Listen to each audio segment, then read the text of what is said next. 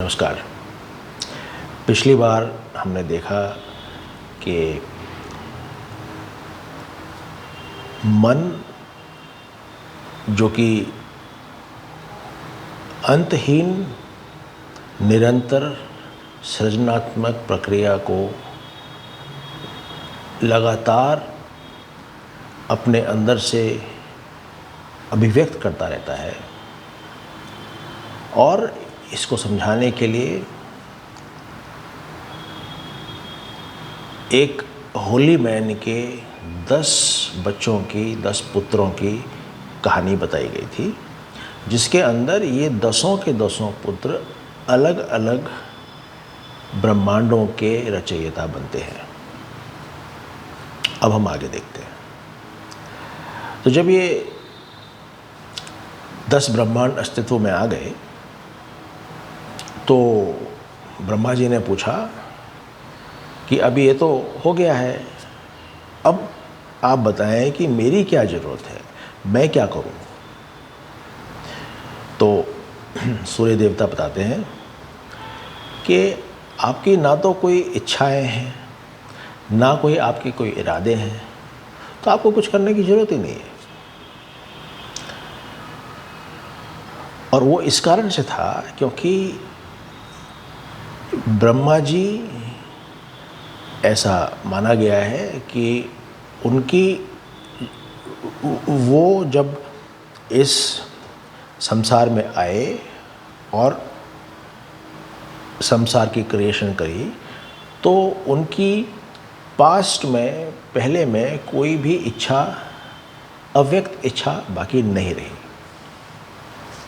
इस कारण से अब उनमें कोई इच्छा पुरानी नहीं है।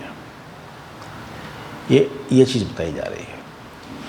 तो कहते हैं कि आप में इच्छा है नहीं, आप में ना कोई इरादा किसी प्रकार का है, तो आपको कुछ करने की ज़रूरत नहीं है। बताया कि जो वाइज मैन होते हैं, जो बुद्धिमान व्यक्ति होते हैं, जिनको अपना आत्मज्ञान हो चुका है, वो ना तो कुछ करने की सोचते हैं और ना ही कुछ ना करने की सोचते हैं। फिर बोलते हैं कि ये जो फिज़िकल आइज़ हैं, जो शरीर की जो आँखें हैं, ये सिर्फ वही विषय देखती हैं जो कि मन क्रिएट करता है। वाइस वर्सा भी सही है कि मन वही देखता है जो आँखें दिखाती हैं, मगर आँखें वही देखती हैं जो मन दिखाता है।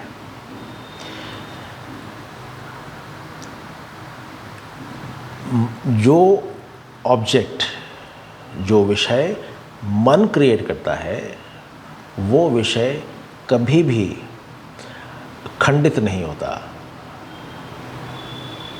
वो हमेशा वैसे ही रहता है। और व्यक्ति अपने मन के अंदर अपने बारे में जो परिकल्पना करता है, वो व्यक्ति वही होता है, मन के अनुरूप। हम इसको इस तरह से देख सकते हैं कि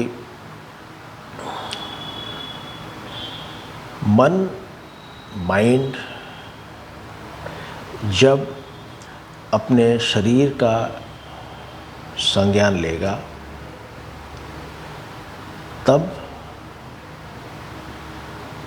उसको इस फिज़िकैलिटी का, इस भौतिकता का अनुभव होगा।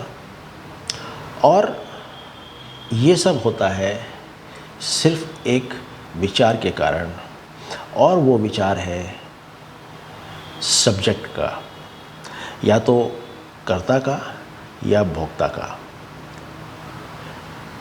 मैं हूँ, मैं ये हूँ, मैं ये करता हूँ, मैं ये भोगता हूँ।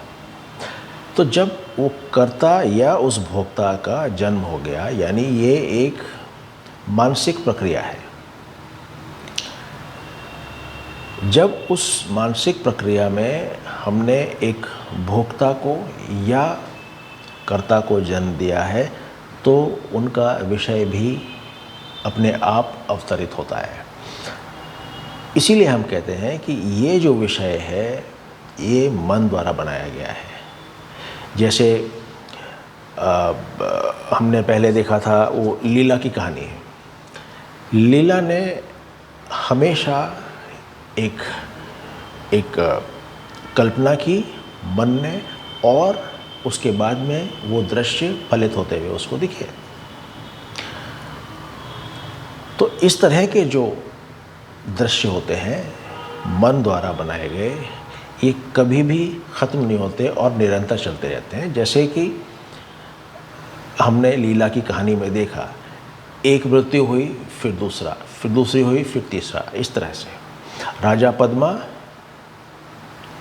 वहीं उसी कमरे में अपने मृत शरीर के अंदर, मृत शरीर उनका था, वो वहीं बैठी हुई थी, मगर कितने ब्रह्मांड, कितनी दूरियां तय कर ली, कितने जीवन जी लिए, कितनी दुनिया बना ली, कितने बच्चे हो गए, कितनी लड़ाइयाँ लड़ ली, वगैरह वगैरह। ये सब सिर्फ उस कर्ता या उस भोक्ता के कारण, यानी एक सब्जेक्ट के कारण। सब्जेक्ट नहीं होगा तो ऑब्जेक्ट भी नहीं होगा, और सब्जेक्ट की बुनियाद पे आई है मैं हूँ तो सब्जेक्ट होगा, जब सब्जेक्ट होगा तो ऑब्जेक्ट होगा। मैं, कर्ता, और फिर कर्म, और फिर विषय, ये सीरीज बन जाएगी।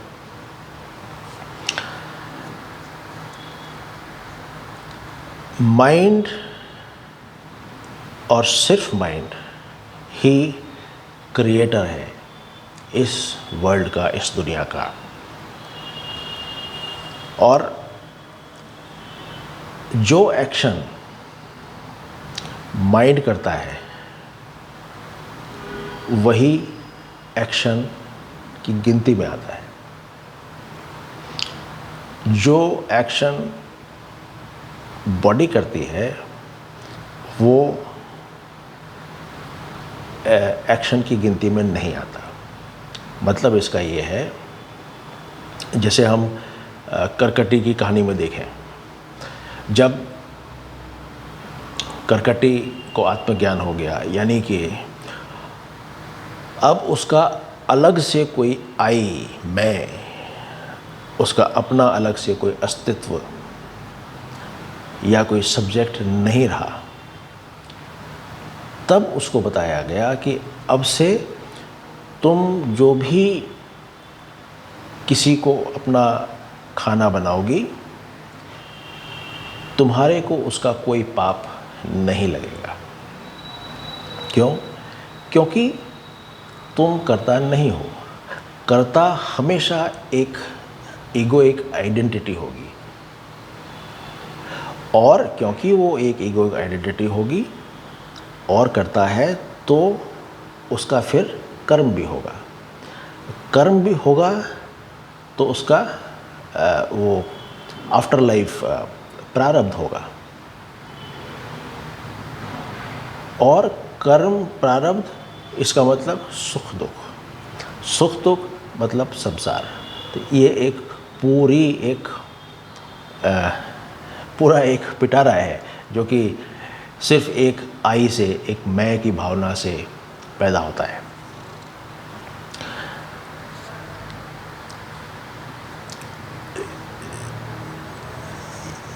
फिर वो कहते हैं कि जो ये इन 10 भाइयों के माइंड की जो पावर थी, उससे वो क्रिएटर्स बने, और क्रिएटर्स इसलिए बन पाए क्योंकि उनके अंदर एक विचार था कि मैं शरीर हूँ। जैसे ही विचार आया मैं शरीर हूँ, इसका मतलब द्वैत पैदा हुआ, और द्वैत है इसका मतलब ये हुआ कि हमारी जो चेतना है वो बाहिर्मुखी है अंतर्मुखी नहीं है। इसी कारण से हमें बाहर के जितने भी एंगेजमेंट्स हैं वो हो रहे हैं, और उसी कारण से वो उन एंगेजमेंट्स का उन एक्शंस का परिणाम हमें भोगना पड़ता है। लॉ ऑफ कर्मा जो है वो ऐसे अप्लाई होता है। अब इसके ऊपर वो कहते हैं कि अब मैं आपको एक कहानी और सुनाऊंगा इस चीज़ को और स्पष्ट करने के लिए कि मन जो बनाता है वही बनता है, और वो कभी भी डिस्ट्रॉय नहीं होता, कभी भी वो समाप्त नहीं होता। और जो मन बनाता है आंखें वही देखती हैं। कहानी का सार ये होगा। एक राजा थे इंद्रयुमा और उनकी वाइफ अहिल्या, ये दो थे। तो अहिल्या के दरबार पर, उनके पैलेस में एक काम करने वाला था, उसका नाम इंद्र था। इंद्र जवान और खूबसूरत व्यक्तित्व का मालिक था, और अहिल्या को वो पसंद था। दोनों छुप छुप के मिलते थे और वो किसी तरीके से अपने पैलेस में उसको बुलवा लेती थी, और ये लोग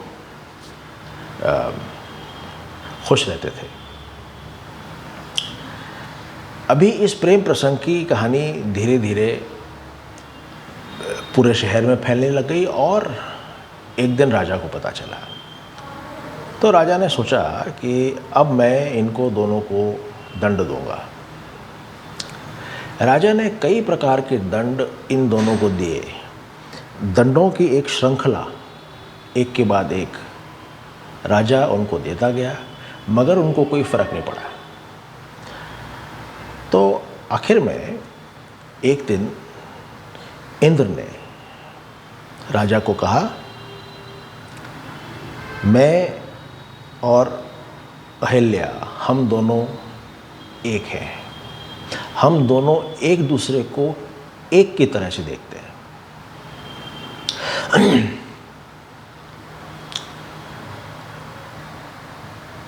माइंड जो है वो इंडिविजुअल जो है वो माइंड है, व्यक्ति मन है।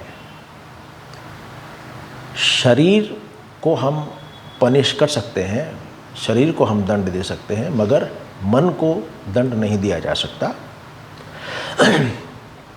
यदि मन किसी चीज़ में डूबा हुआ है तो वो शरीर को जो भी प्रताड़ना हो रही है उसका संज्ञान ही नहीं लेगा। इस पे मेरे को एक वाक़या याद आ रहा है जो कि मैंने कहीं सुना था, जो कि अमिताभ बच्चन के लिए उनका एक एक्सपीरियंस था। क्या हुआ कि उन दिनों में जो मेकअप वैन्स होती हैं उनमें एसी नहीं होता था, गर्मियों के दिन थे। तो ये जो पत्रकार था शायद, ये जब उस वैन में पहुंचा तो देखा एकदम गर्मी हो रखी है वैनिटी वैन में, और अमिताभ बच्चन जो है वो बैठे हैं कुर्सी पे और एक वो किताब पढ़ रहे हैं, और इस किताब में एकदम डूबे हुए हैं।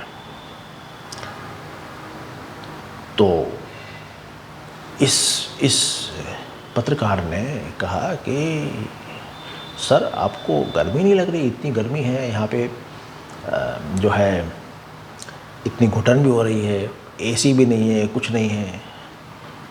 तो अमिताभ बच्चन ने कहा कि मैं सोचता हूँ तब मुझे गर्मी लगती है। वो ये बताना चाह रहे हैं, इस मैसेज में जो कहना चाह रहे हैं कि मैं इतना डूबा हुआ हूँ इस किताब में कि शरीर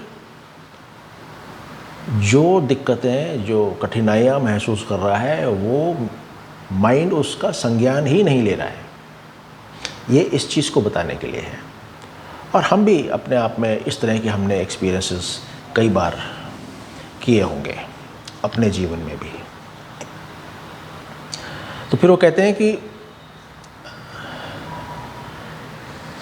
माइंड बॉडी बनाता है, यानी कि सीड पेड़ बनाता है, बीज पेड़ बनाता है, पेड़ बीज के अंदर है, बॉडी माइंड के अंदर है।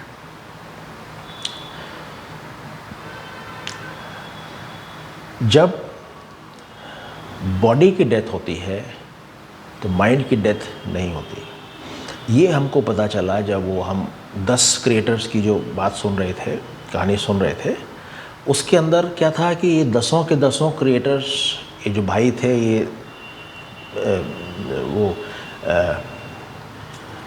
वो कर रहे थे, तपस कर रहे थे, और उस कारण से उनका शरीर जो है वो बिल्कुल मुरझा गया, और वो उनको जो वाइल्ड एनिमल्स हैं वो शरीर को खा गए, मगर उनका सूक्ष्म शरीर वहीं था।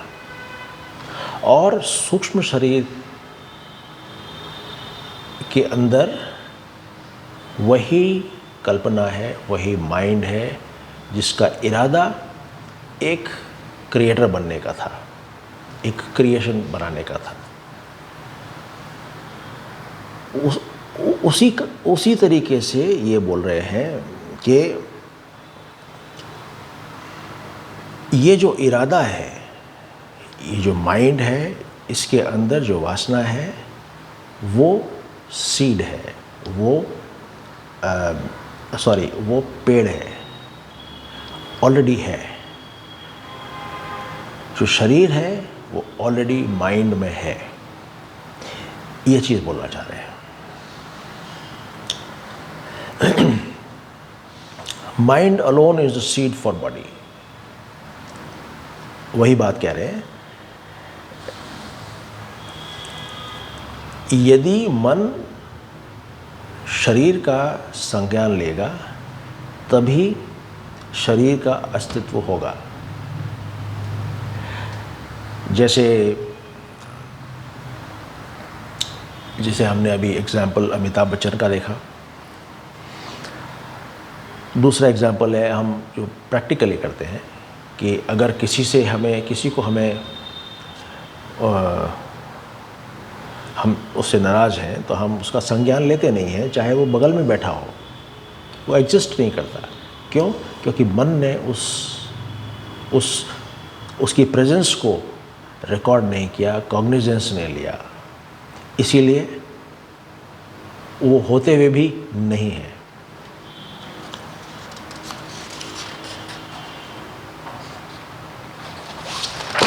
फिर इसके बाद में राजा ने, जो भरत ऋषि थे, उनको बोला कि ये जो कपल है इसको आप दंड दें, इसको तो कुछ नहीं हो रहा है। तो जो भरत ऋषि थे उन्होंने श्राप दिया। श्राप देने के बाद में जो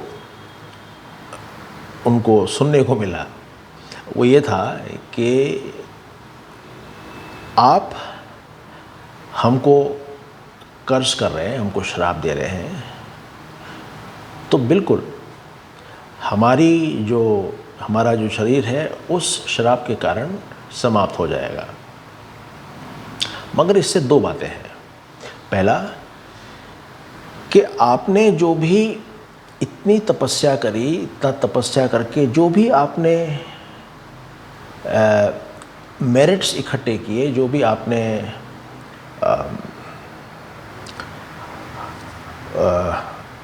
अच्छे कर्म इकट्ठे किए, मेरिट्स, वो समाप्त हो गए क्योंकि आपने हमको श्राप दे दिया।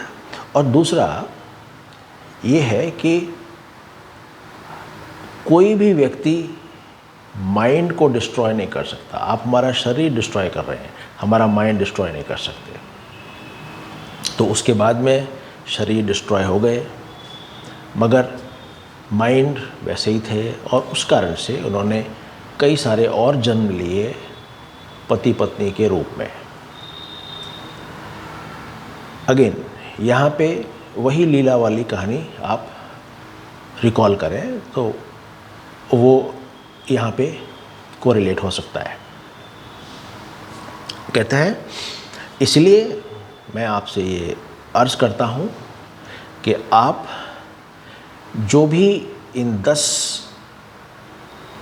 भाइयों ने अपने अलग अलग ब्रह्मांड बनाए हैं, आप उनमें किसी प्रकार का कोई एक्शन ना लें। आप अपना अलग से कोई ब्रह्मांड जैसी आपकी परिकल्पना है आप वैसा ही बना लें,